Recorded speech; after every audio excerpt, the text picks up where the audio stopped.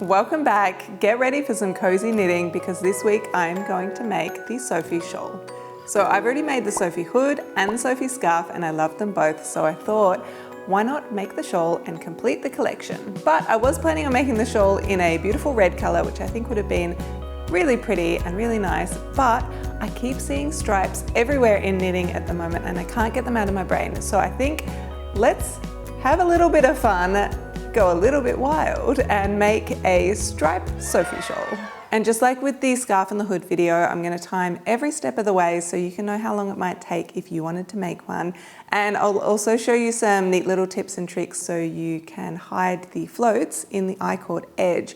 So I went into Morris & Sons in Melbourne, one of my favourite stores to go to, and I was completely overwhelmed by all the different colours that were available. It was really hard to sort of pick and choose between the colour combos that I thought would look good. They were all really good. And then I also sort of wanted to consider what colours I would more likely wear to. So in the end, I decided to go with a sort of dusty, pinky sort of colour and a burgundy, which I think combined together are going to be so good. So I decided to go with the Morris & Sons Empire 8 ply. This is one of my favourites. I've used it a bunch before. So I actually made my Sophie scarf out of this yarn and it turned out perfect. I wear this one every day and it's really nice and soft. It's not itchy at all. It's just, yeah, perfect. It's got a really good drape to it. I also made my Shawn bag a matching scarf out of this yarn, which I find hilarious. Alrighty, so I've got my yarn. Let's have a little look at the pattern.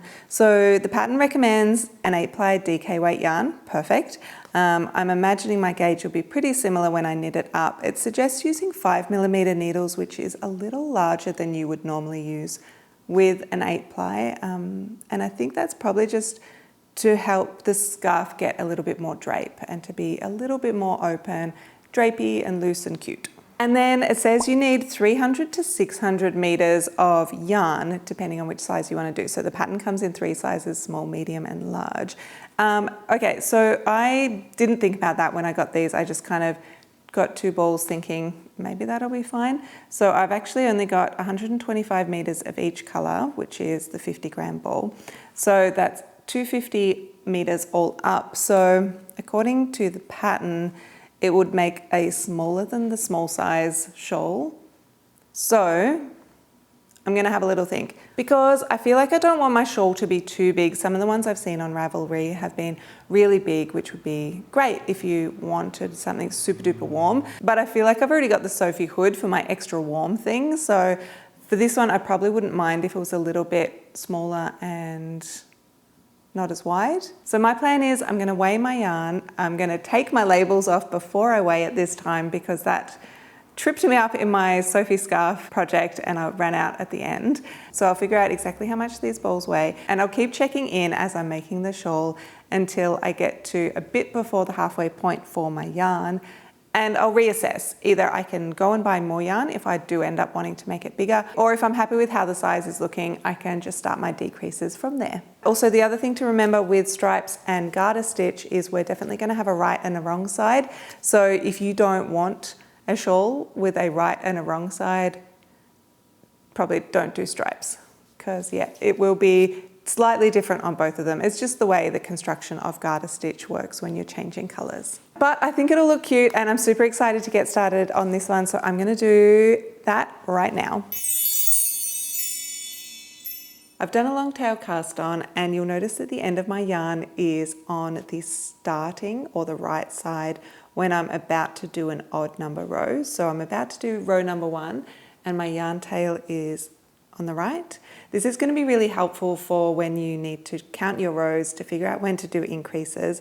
You'll know if your yarn end is always on the right side, you're about to start an odd number row. I've done 4 rows. You can see my yarn tail is on the right side, so I'm about to start the 5th row and I'm just going to start the next color off by knitting with the new yarn. I'll weave in the yarn ends at the end. Also, I'll show you the special trick for how to catch your floats at the end of the rows when the work is a little bit wider, just because I think it'll be easier to see. This is after 2 hours of knitting and I'm loving how the colors are working up. I think they look really pretty together. For my stripes, I decided to do a color change every 4 rows and I've just been marking it down on a piece of paper. I do a little check mark at the end of every row and I'm sort of splitting it up into like chunks of 4. So every time I change colors, I'll do check marks on a new line. And then for my increases, I'm just doing a little circle around the row where I start my increase, so I can keep track of when I'm increasing and also when I need to change colors. I feel like I'm at the point now where I need to put my cable on my needles because it's getting a little bit dicey. And then I want to show you how I'm catching my floats, because the I-cord creates a really nice casing for you to carry the yarn you're not using up when you're doing your stripes. It just makes the back really neat. It means you're not going to have any floats or any visible sort of strands going up the edge, which I think is perfect. But there's probably a bunch of different ways you can catch the floats. I'm not necessarily sure mine is the correct way. It's just what I've been finding is working well for me. And it also helps keep my yarn really neat and organized. So I'll show you my method, but if you've got a different way of doing it, please leave me a comment, because I would love to know some different techniques for doing that as well. So for the next row, I'm going to change color, and you can see if you flip it over, you've got both the colors. This one's already coming up through the I-cord from the previous section, and this is the yarn we were just using before we slipped our stitches for the I-cord edging. So when I'm changing colors, when I want to do my new color, I want to make sure that this pink, the old color, is facing out towards the left, and that the new color is towards the right, and that they're not crossing over at all. Then you just continue the pattern as per normal, and I'll meet you at the end of this row. I'm at the end of this row and I've slipped my stitches from the previous row, and I just turn my work over, and you'll notice there's no other ends to deal with because our rows are going from one side to the other, back again, and then back to the start, and then we're always doing our color changes over on this side of the work. So I'll just knit this row as per the pattern, and I'll meet you at the end of this one, because this is where we'll have to twist our yarn to get the floats to catch. So I'm back to the side where I do my color changes and my increases, but for the next row I want to keep using the burgundy color. So to do this, I need to catch the float of my pink color so that it carries up through the I-cord edge and we can't see it. And I find the easiest way to do this, and also the easiest way to keep your yarns from tangling up, is to keep your yarn on the table like this, and then when you need to catch your floats, just flip your work up so you can see the reverse side, grab your yarn that you're not using in this row, bring it underneath your working yarn, and then put it back over on the other side. So now your working yarn is underneath this pink yarn, which will then trap it in. When you start knitting, it'll trap it into the I-cord edge so you won't see it. So essentially, every time you use the same color, you'll need to trap your non-working yarn in this way. So just make sure that your working yarn is going underneath the yarn that we're going to trap. Then you just flip your work back, take your working yarn, and then you just knit as per normal. I'm going to work to the end of this row and then back again, and I'll show you how we change colors one more time. Alrighty, so now I'm just finishing off and I'm getting back to my color changing side, and you can see that little pink thread has been trapped inside the I-cord here, so it's going to be perfectly neat. So when I turn my work around, I'm going to want to work with my pink yarn now, but I want to make sure that this pink yarn is sitting to the right and this burgundy yarn is sitting to the left. To keep my yarns neat, I like to just duck underneath here, grab this pink yarn out, and then put this over on the right hand side.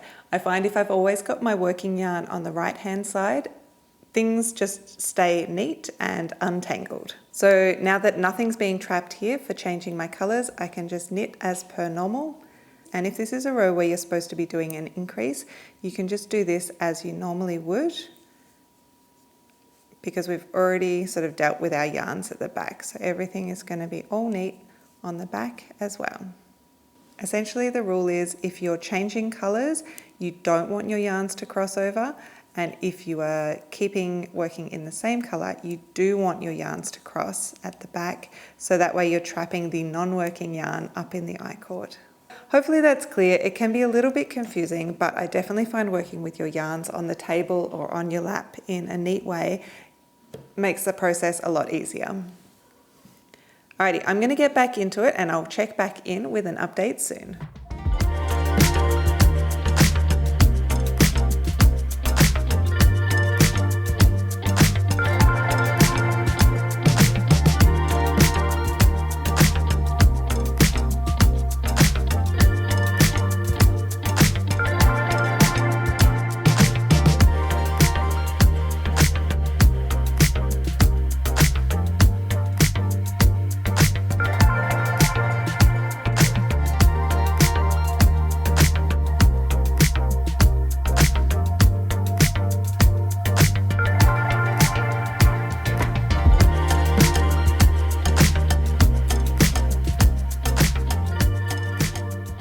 So I've been knitting for 9 hours and 33 minutes and I'm pretty sure I've reached the halfway point. So I'm thinking I'm just going to do the small size for mine because I feel like I don't want a huge shawl, and I think a small would be perfectly big enough, especially considering like if this is the halfway point, I feel like that's looking pretty long. So I measured my work, and across the top at the widest point, mine is measuring 29 centimeters. And in the pattern for the small size, it says that it should be 28, so that's pretty good. And my length I measured at 83 centimeters. And in the pattern, it says the small size is supposed to be a total of 170 long. So that's tracking pretty well too. And I've weighed my yarn too, and I've used 75 grams of the 100 total I started here, which also is perfect because the small size is supposed to use 150 grams. So I'm halfway there as well. But you might be thinking, uh-oh, it doesn't look like I've got enough yarn, and I definitely wouldn't. So I have been careful about measuring my yarn and figuring out when would be the right point to sort of stop for the halfway mark. And after 6 hours of knitting, I measured it. I had a little bit over half the amount of the ball left. So that would have been the point at which I would have to turn around, but I just felt like it wasn't long enough at that point. When I measured it at that point, it was only 61 centimeters long, which was about at this point here, which I think, like looking at it, I just felt like it wouldn't quite be long enough for a shawl.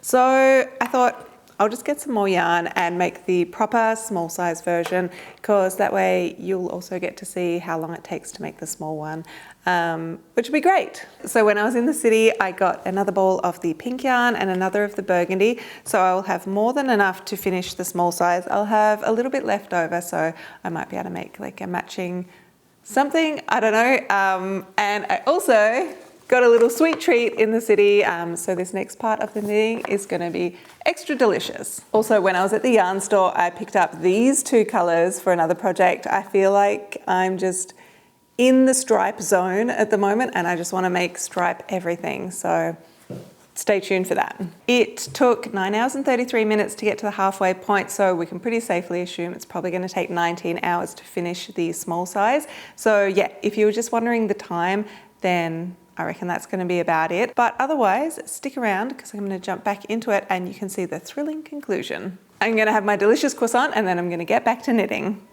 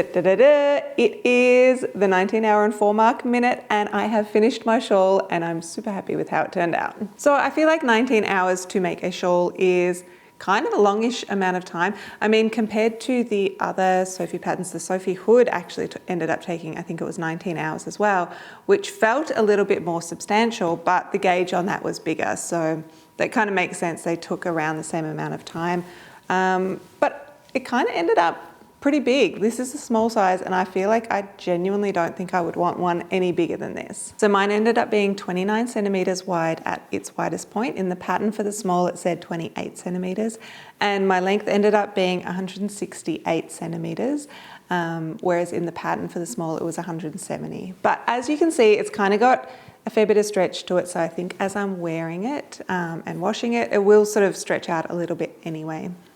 On the sizing sort of front, I'm glad I made this small because I think this is the size scarf I would want to wear. I don't think I would want anything bigger, but I don't think I would necessarily call it a shawl. And I think even when I'm sort of talking about it, I'm calling it a scarf because this to me feels like a scarf. In my mind, a shawl is a lot deeper at its sort of point. It's more sort of like a triangle. In the pattern, the larger sizes do go wider at the point. So I think the large size is 38 centimeters wide, which would, you know, add on an extra 10 centimeters. But I think for me, the small, it just feels like a long scarf. I don't know.